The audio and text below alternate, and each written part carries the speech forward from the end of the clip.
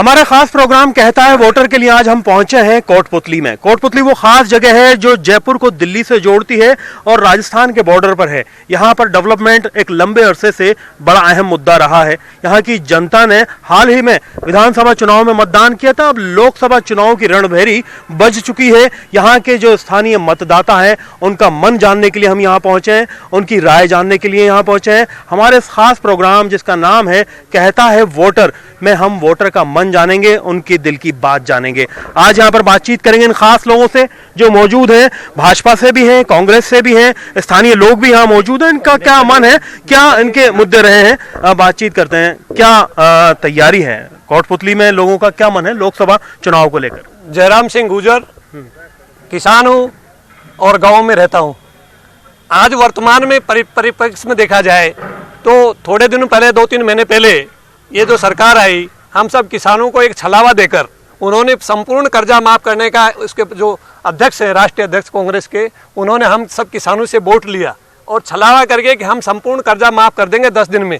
और 10 दिन में यदि कर्जा माफ नहीं हुआ तो मैं 11वें दिन यहाँ के मुख्यमंत्री को बदल दूंगा, ऐसा कहा उन्होंने। तो हमारे किसानों का कोई कर्जा माफ नहीं हुआ और जबकि उन्होंने बीच में एक और लगा दिया कि डिफाल्टर जो किसान है उनका कर्जा माफ करेंगे। देखिए, हम किसान हैं, हम किसानों की बात करने के लिए आए हैं। कर्जा माफी आपका अहम मुद्दा रहेगा? कर्जा माफी हमारा अहम मुद्दा रहेगा। और वर्तमान में जो लोकसभा के चुनाव हो रहे हैं वो एक राष्ट्रीय मुद्दा है और राष्ट्रीय सुरक्षा को लेकर, राष्ट्रीय अस्मिता को लेकर हम किसी कैंडिडेट को और किसी को नहीं देख रहे, न किसी पार्टी को देख रहे। देश की सुरक्षा सबसे पहले इनके लिए। आपका नाम बताइए। मैं मोतीलाल गौड़ हूँ जी और लोगों के बीच में ही रहता हूँ। जी बिल्कुल, क्या मुद्दा रहेगा? मुद्दा रहेगा बेरोजगारी और स्वास्थ्य सेवाएं। सबसे बड़ी बात यह है कि जो भामाशाह योजना थी वो इस समय खत्म हो गई। इंश्योर्ड करके पिछली सरकार जो थी लोगों को सुविधा दे रही थी, 3-3 लाख तक के उनके ऑपरेशन सरकार ने करवाए। लोगों में बड़ी आक्रोश है इस बात को लेकर के कि आज उनकी कोई सुनने वाला नहीं है। तो बेरोजगारी और स्वास्थ्य सेवाएं आपके लिए सबसे बड़ा अहम मुद्दा रहेगा। कुछ महिलाएं यहाँ मौजूद, उनसे बातचीत करते हैं। आप यहाँ जो है सियासत में भी एक्टिव हैं, क्या मुद्दे हैं अगर मुद्दों की सीधे तौर पर बात की जाए राजस्थान के लिहाज से, कोटपुतली के लिहाज से? मैं एलन स्वामी, मैं यहाँ पास के गांव की सरपंच हूँ। मेरे लिए मुख्य मुद्दे राष्ट्रीय अस्मिता और महिलाओं का सशक्तिकरण और जो देश में नकारात्मकता फैलाई जा रही है उसका विरोध, और दूसरा कि जो पिछली सरकार ने महिलाओं के स्वास्थ्य के लिए जो उज्ज्वला योजना वगैरह की है उनका और ज़्यादा मिलना चाहिए। और दूसरा बेटी बचाओ बेटी पढ़ाओ, ये जो प्रोग्राम है उसमें हम जो लिंग अनुपात, सामाजिक ढांचा बिगड़ रहा है उसको हम दोबारा इक्वल, महिलाओं को बराबरी का हक है, चाहे वो शिक्षा हो, चाहे वो जेंडर बैलेंस हो। जी बिल्कुल, हर क्षेत्र में महिलाओं को बराबरी का स्थान मिलना चाहिए। बिल्कुल, बहुत अहम बात की आपने। आपका नाम जानना चाहिए? मेरा नाम सुमन भटनागर है। सुमन जी, क्या मुद्दे हैं? मुद्दों की अगर मुद्दों की बात करें, ज्वलंत मुद्दा तो बेरोजगारी का है। और बेरोजगारी में हमारे प्रधानमंत्री ने स्किल डेवलपमेंट का जो कार्यक्रम चलाया, जरूरी नहीं कि उनको बैसाखियां थमा दी जाएं और जो है वो सबको सरकारी नौकरी मिल जाए। संभव भी नहीं है सरकारी नौकरी सबको मिलना। तो हमारा यह है कि कम से कम उनको इतना आत्मनिर्भर बनाया जाए, लोगों को आत्मनिर्भर बनाया जाए। मुद्रा योजना के अंतर्गत ही प्रधानमंत्री ने जी बिल्कुल, मतलब चाहे बेरोजगारी जो नौकरी हो सरकारी नहीं हो, लेकिन प्राइवेट नौकरी भी मुहैया होनी चाहिए, लोगों को पूरा मिलना चाहिए, खुद का रोजगार भी करें। उसमें आपका नाम बताइए। मेरा नाम भोम सिंह है जी। मैं एक बेरोजगार भी हूँ, युवा हूँ। जो सरकारें जितनी भी आई हैं, जिन्होंने जो भी वादे किए हैं, शायद कोई भी वादा पूरा होता नहीं दिख रहा है। युवाओं के लिए जो सरकारों ने वादे किए थे वो धरातल के ऊपर आज नहीं है, क्योंकि जो बेरोजगार युवा है वो विकास के लिए रोजगार की तलाश में इधर उधर भटक रहा था। उन्होंने बड़े बड़े वादे किए थे कि हम लाखों की संख्या में रोजगार के उपलब्ध कराएंगे, वो रोजगार नहीं उपलब्ध करा पाए। और ऐसे मुद्दों के ऊपर चुनाव लड़ा जा रहा है जो मुद्दे निरर्थक हैं। जनता के मुद्दे होने चाहिए, विकास के मुद्दे होने चाहिए। आज जो मुद्दे हो रहे हैं, आज पुलवामा हमला हो गया, आज जम्मू कश्मीर में मुद्दा हो गया, आज 20 व्यक्ति को हटाया जाए, एक सारे के सारे संगठन मिलकर एक व्यक्ति को हटाया जा रहा है। नहीं कि विकास की बातें की जाएं कि देश के अंदर हमें युवाओं के लिए, किसानों के लिए, महिलाओं के लिए रोजगार के अवसर प्रदान किए जाएं, तब जाकर हमारा देश एक प्रगति के रास्ते पर चलेगा। जी बिल्कुल, बहुत बढ़िया बात की। युवाओं की आपने बात की, युवा आप लग रहे हैं। आपका नाम बताइए। मेरा नाम हरदोलाल स्वामी है।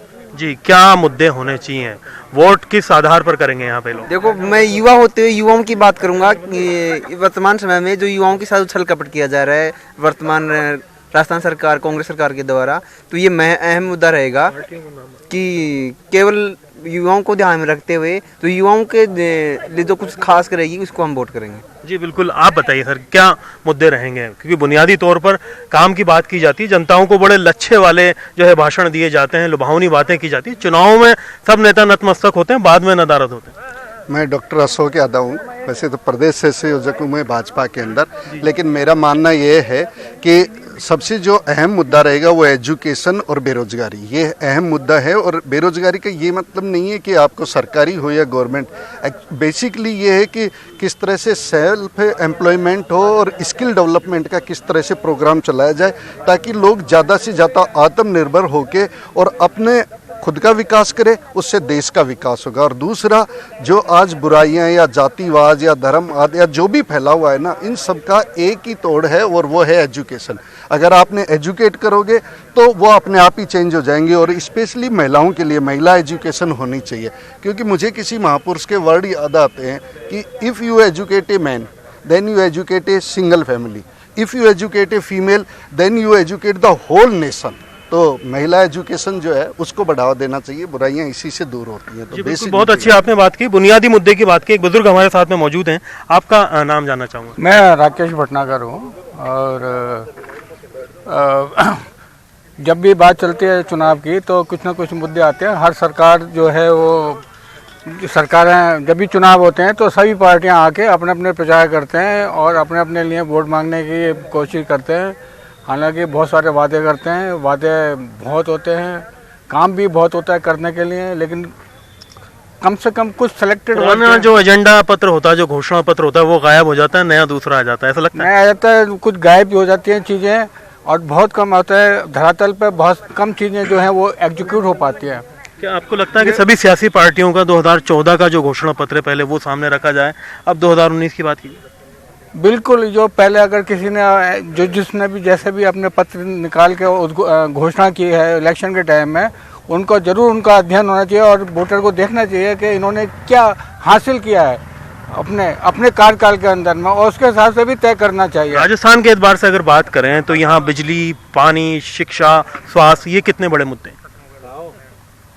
स्वास्थ्य एक बड़ा मुद्दा है, पानी का भी एक बहुत बड़ा मुद्दा है, क्योंकि बहुत सी जगह पानी जो है कोटपुतली है तो कोटपुतली में पानी शायद इम्प्योर रहता है, जो मेरे को पता है। मैं साइंटिस्ट तो नहीं हूँ, लेकिन पानी जो है यहाँ पे काफ़ी पीने लायक नहीं होता है यहाँ का पानी, और पानी को बीमारियाँ फैलाता है, दांत वात खराब हो जाते हैं। इस तरह की ये तो बुनियादी ज़रूरतों का मुद्दा हुआ। पुलवामा जो मामला है, एयर स्ट्राइक है, ये मुद्दे कितना असर करते हैं आपके ऊपर? आपका नाम बताइए। सुभाष चंद्र शर्मा। हिंदुस्तान का चुनाव है तो हिंदुस्तान को सशक्त और संबल बनाने के लिए, सशक्त बनाने के लिए जो सरकार भारत में काम करती है उनको वोट देना ही मैं सबके लिए उचित मानता हूं। और इस टाइम जितनी ही सशक्त और 5 साल में, पिछले 5 साल के पीरियड में संबल और सशक्त हिंदुस्तान हुआ है, उसके लिए मेरा मानना भारतीय जनता पार्टी को वोट देने में कहीं बुराई नहीं है। मोदी जी ने देश का पूरे विश्व में बहुत ही अच्छी तरीके से प्रतिनिधित्व किया है और देश को बहुत आगे पहुंचाया है। ये असर करते हैं कि मुद्दे वोट बहुत असर करते हैं। आम आदमी सोचता है कि जब मैं सुरक्षित हूं तो देश सुरक्षित है, सुरक्षित है तो रोजगार है, रोजगार है तो परिवार है। जी बिल्कुल, बुनियादी चीज़ आपने कही। आपसे जानना चाहेंगे, जो मुद्दों की बातचीत की जा रही है, यहाँ जो सियासी टीका टिप्पणियों का दौर एक शुरू हो गया है, वार और पलटवार होते हैं, एक दूसरे की बातों के जवाब दिए जाते हैं सभाओं में, क्या लगता है ये चीज़ें असर करती हैं, या बुनियादी मुद्दों पर आप सवाल करते हैं कि भैया ये हमारा जो है काम है, ये हमारी ज़रूरत है, इन्हें पूरा करें? बुनियादी मुद्दों के जो हैं वो नाम बताइए। मेरा नाम प्रवीण बंसल। जी प्रवीण जी, तो क्या लगता है आपको किसके बारे में? ये जो बुनियादी मुद्दों को लेकर के टीका टिप्पणी होती है, एक दूसरे के ऊपर वार पलटवार होते हैं, उनसे आपका मन भटकता है बतौर मतदाता, या आप अपने बुनियादी मुद्दों पे बने रहते हैं? बुनियादी मुद्दों पे भटकते हैं मतदाता। तो क्या लगता है आपको किस तरह की चीज़ें अहमियत रखती है मतदाता के लिए? मतदाता के लिए सबसे बड़ी अहमियत रखती है कि समाज में और देश से जो जुड़े हुए मुद्दे हैं, जैसे सबसे बड़ी है बेरोजगारी है और शिक्षा है। बेरोजगारी के मुद्दे कम हुए। सर आपसे जानना चाहेंगे कि मुद्दे क्या हैं, कोटपुतली के क्या मुद्दे हैं अगर यहाँ की बात करें? सर मैं कोटपुतली की नहीं, मैं हरीश कुमार स्वामी है मेरा नाम, और मैं इस देश के बारे में कहना चाहता हूँ। इस देश में सबसे 70% युवा रहते हैं, और युवाओं को अब की बार वोट करेंगे वो राष्ट्र हित के लिए करेंगे, राष्ट्र निर्माण के लिए करेंगे और राष्ट्र के विकास के लिए करेंगे। जी बिल्कुल, मैं जो बात कर रहा हूँ आप उसको समझ पा रहे हैं। कोटपुतली जयपुर ग्रामीण इलाके में आता है, यहाँ कुछ विकास हुआ है, किस तरह का कामकाज हुआ? विकास, मेरा गांव प्रागपुरा है, प्रागपुरा में विकास काफ़ी हुआ है। वहाँ पे 3 करोड़ का इंडोर स्टेडियम बन रहा है और 1 करोड़ की टंकी, पानी की टंकी, जो पानी फिलहाल एक ब्रेक का वक्त हो चला है।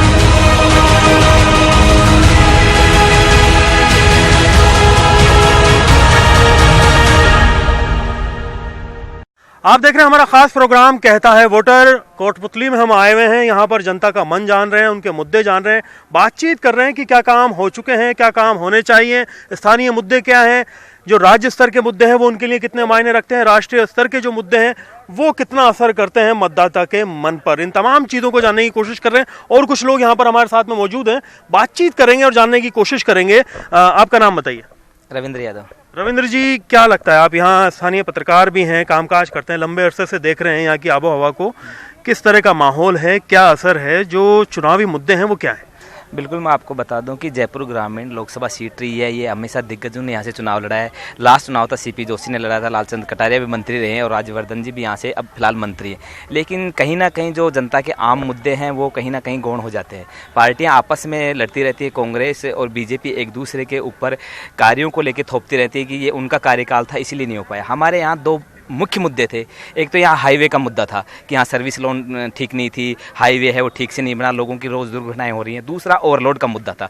ये दोनों ही पार्टियों द्वारा इन मुद्दों को गौण किया गया है। जी, अगर बात की जाए विकास के अलावा बुनियादी जो ज़रूरतों की, हवा है, पानी है, यहाँ पर जो चिकित्सा सुविधा है, शिक्षा है, इनकी क्या स्थिति है? इनकी अगर हम बात करें तो कहीं ना कहीं कोटपुतली को अभी भी पानी का जो स्तर है वो नीचे गिरता जा रहा है। तो हैंडपम्प खोद देने से ही लोगों को पानी नहीं मिल जाता है। इसके लिए जो आधारभूत ढांचा है, जो भविष्य की प्लानिंग है वो नहीं हो पा रही है दोनों ही पार्टियों द्वारा। जी बिल्कुल, बहुत आपने बुनियादी बात कही। आपका नाम बताइए।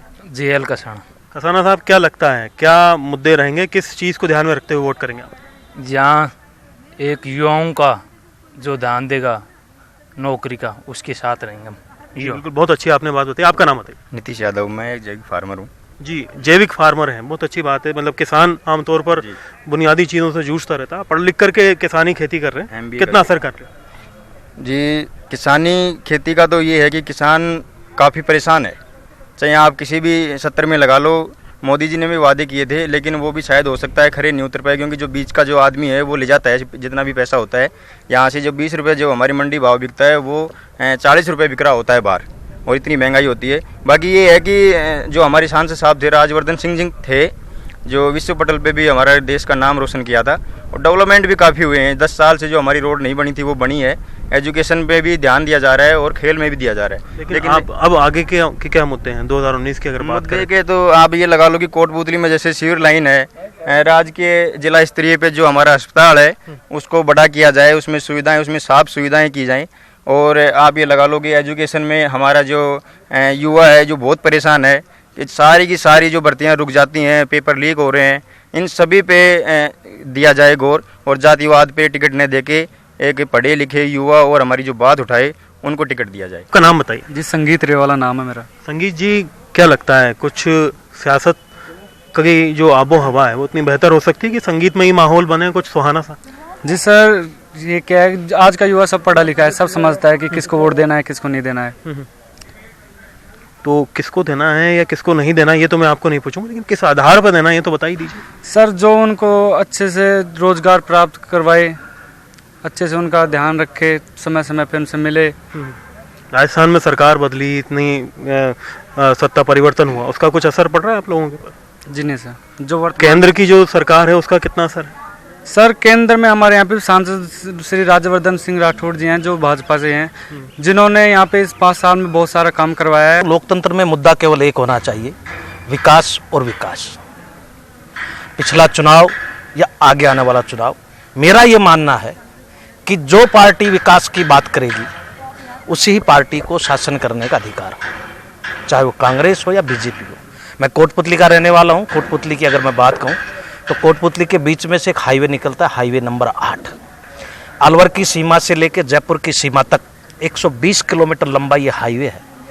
ये हाईवे जब पास हुआ 900 दिन में ये हाईवे बनना था, आज 10 साल हो गए। मुद्दा ये सियासी है, विकास का है। इसके अलावा अगर बात की जाए आसपास के जंगलात हैं, काफी चीजें हैं, किसानी खेती है। कोटपुतली में स्वामी विवेकानंद जी के द्वारा स्थापित किया गया बहुत पुराना विद्या मंदिर है। 1962 से यहाँ कॉलेज है। कोटपुतली में सबसे प्राचीन नगरपालिका है, ए श्रेणी की नगरपालिका है। जो विकास नगरपालिका के माध्यम से आना चाहिए था, जो विकास शिक्षण संस्थाओं में आना चाहिए था, दोनों सरकारें आई। अभी तक जिस मापदंड पर वो संस्थाएं जानी चाहिए थी अभी तक नहीं गई। कोटपुतली को एक जिला होना चाहिए, अलग से सा नहीं लगता? कोटपुतली से छोटे कस्बे जिला बन गया। आज दौसा की आबादी कोटपुतली से आधी है और जिला है। और जिला राजनीतिक कारणों से जिले बनते हैं। कोटपुतली तो एक ऐसी मात्र एक जगह है जो भौगोलिक और राजनीतिक दोनों कारणों को पूरा करती है। उसके बावजूद केवल राजनीतिक कमजोरी के कारण से कोटपुतली आज तक जिला नहीं बना है। जी बिल्कुल, बहुत बड़ा मैसेज दिया है। कोटपुतली का जो विकास है बहुत अहम है, मुद्दे सबके सामने हैं और कोई भी सियासी नेता उससे ना बच सकता है ना पीछे हट सकता है, क्योंकि उन पर काम करना जरूरी है। आपका नाम बताइए। मेरा नाम देवेंद्र है। किस मुद्दे पर आप वोट करेंगे? मेरा मुद्दा ये है कि मैं एक युवा हूँ और युवा होने के नाते ये तो वास्तविकता है कि आप युवा हैं। मुद्दा क्या है? मुद्दा जो छात्रों को रोजगार मिलना चाहिए वो पूर्ण रूप से नहीं मिल पा रहा है। बेरोजगारी मुद्दा जो भत्ता है, ये कोई मुद्दा है आपके लिए? बेरोजगारी भत्ता अभी तक तो मिला है नहीं, लेकिन आगे उम्मीद है मिल जाए तो अच्छा है, या फिर आगे वोट उसी आधार पर मिलेंगे। दोनों राजनीतिक पार्टियां ये न समझें कि हम कोरे वादे कर लेंगे और वोट ले लेंगे, ऐसा नहीं होगा। काम पूरा कीजिए। कोरे वादे करके वोट नहीं बटोर सकते। कोटपुतली के युवा होने के नाते मैं बोलना चाहूंगा। बिल्कुल बिल्कुल, बहुत युवा आपने बात रखी। आपका नाम बताइए। सर मेरा नाम विक्रम सैनी, मैं कोटपुतली से हूँ। यहाँ कोटपुतली की सबसे बड़ी समस्या है यहाँ की सड़कें, जो अभी तक भी सड़कें तो सबने बताई, कुछ ऐसी समस्या बताओ जो आपकी जैसे एक तरह से जो अभी शायद पहली बार आप वोट कर रहे हैं। सर नहीं सर, सेकंड बार, दूसरी बार आप वोट करेंगे, तो आपके सामने, आपकी युवा पीढ़ी के सामने क्या मुद्दे हैं? क्योंकि आप एक हाईटेक पीढ़ी हैं, मोबाइल हाथ में रखते हैं, लैपटॉप यूज में रखते हैं, एडवांस जो है प्लान करते हुए कि दिल्ली जाएं, बड़ी जॉब करें। इस तरह के हालात में आपके ख्वाब क्या हैं, आपकी डिमांड्स क्या है नेताओं से? सर हमारी डिमांड सबसे पहले कोटपुतली की सबसे बड़ी समस्या है धूल मिट्टी उड़ रही है, उसे श्वास की काफी बड़ी प्रदूषण बहुत ज्यादा प्रदूषण बहुत ज्यादा है और ओवरलोडिंग के कारण यहाँ पे बहुत सारी प्रदूषण हो रहा है, लेकिन उस पर अभी तक दोनों सरकारों में कोई रोकथाम नहीं। स्वच्छता के साथ में आबो हवा भी अच्छी हो, बहुत अच्छी बात है। आपका नाम बताइए। सर मेरा नाम महेश कुमार सैनी है। महेश जी, क्या मुद्दा है? सर सबसे बड़ा मुद्दा कोटपुतली से विगत कई वर्षों से चला रहा है सीवर लाइन का, जो बड़े दुर्भाग्य गंदगी दूर हो, स्वच्छता का जो है वाकई अमल में लाए जाए अभियान है। और बड़े दुर्भाग्य की बात है कि कोटपुतली में मंत्री महोदय होते हुए भी यहाँ पे राजस्थान का मुख्यमंत्री बदला, उसका कुछ फर्क पड़ेगा? नहीं सर, बिल्कुल भी नहीं हुआ। देश के प्रधानमंत्री कुछ असर करेंगे आपके मतदान करते वक्त? जी बिल्कुल सर। जी बिल्कुल, बहुत बड़ी बात है। आपका नाम बताइए। श्याम सिंह शेखावत। श्याम जी, क्या मुद्दे रहेंगे कोटपुतली के लिए लोकसभा चुनाव में? वोट तो करते हैं ना? हाँ बिल्कुल करते हैं वोट तो।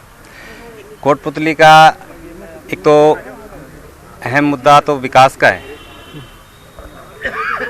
अहम मुद्दा विकास का है कि कोटपुतली में जो राज्य सरकार ने, जो अब वर्तमान में राज्य सरकार है, उन्होंने जो हमारी जो पिछली सरकार की जो योजना थी, उनको एक भामाशाह योजना थी। जो गरीब लोग होते थे उनके पास पैसे की समस्या होती थी, उनको इलाज फ्री में 3 लाख तक का जो मिलता था। गरीब बेसहारा लोगों को जो इलाज मिलता था वो मिलना चाहिए, बरकरार रहना चाहिए। आपका प्रमुख मुद्दा रहेगा स्वास्थ्य सेवाओं को लेकर के ध्यान में रखते हुए आप वोट करेंगे? हाँ बिल्कुल। और क्या चीजें असर करेंगी?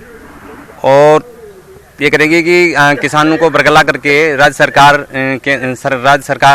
शासन पर आश्रित हो गई। किसानों से किए वादे पूरे होने चाहिए। किसानों का अब तक कर्जा माफ नहीं हुआ। अच्छा, वो जो 10 दिन का वादा 10 दिन का वादा किया था, राहुल ने कहा था कि 10 दिन में कर्जा माफ हो जाएगा, अगर 10 दिन में नहीं होगा तो हम आके मुख्यमंत्री हटा देंगे, वो अभी तक कुछ नहीं हुआ। तो ना तो अच्छा, ये एक बड़ा आपने सवाल उठाया है। एक और शख्स यहाँ मौजूद है, आपका नाम बताइए। नरेश कुमार मीणा। नरेश जी, क्या बुनियादी मुद्दे रहेंगे? बातचीत करें, जो हालात हैं देश में सियासत के, हम लोगों से बातचीत कर रहे हैं। कोटपुतली के लोग बड़े अगर देखा जाए तो गंभीर हैं, बड़े बेदार हैं, जागरूकता है इनके अंदर, चीज़ों को समझते हैं और बहुत बड़ी बातें करते हैं, चाहे प्रदेश स्तर की बात की जाए, राष्ट्रीय स्तर की बात की जाए। आपके क्या मुद्दे? मुद्दे तो क्या है सर, ये तो गवर्नमेंट आती हैं, वादे करती है, पूरा नहीं करती है।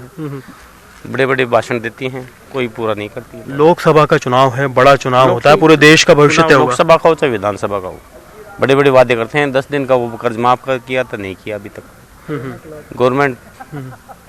तो ये सारी चीजें हैं। तो गवर्नमेंट के हिसाब से आपको क्या लगता है कि अभी जिस तरह के हालात हैं, जो एक सियासत चल रही है, बयानबाजियों की जो हालात हो रही हैं, जो घटनाएं हो रही हैं, ये आपके मतदान के ऊपर असर डालती हैं या पहले से ही मन बना करके आप बैठे हुए हैं उसी को वोट करें? नहीं, मन पहले से ये कि वादे पूरे नहीं करते तो मत भी उसी प्रकार से डलेगा। वादे जिस प्रकार से करते हैं कोई सी भी गवर्नमेंट होते हैं। जैसे पुराने मुद्दे होते थे, नोटबंदी, जीएसटी, ये अभी भी घाव गह रहे हैं या घाव गह रहे हैं? अभी भी घाव गह रहे हैं। या पुलवामा अटैक के बाद में सोच बदली है कुछ, मतलब लोगों की बदली है सोच, लेकिन उतना जितना मान रहे हैं उतना नहीं हो पाएगा। पुरानी याददाश्त नहीं भूले। नहीं होता जी बिल्कुल। तो ये कोटपुतली के लोग थे।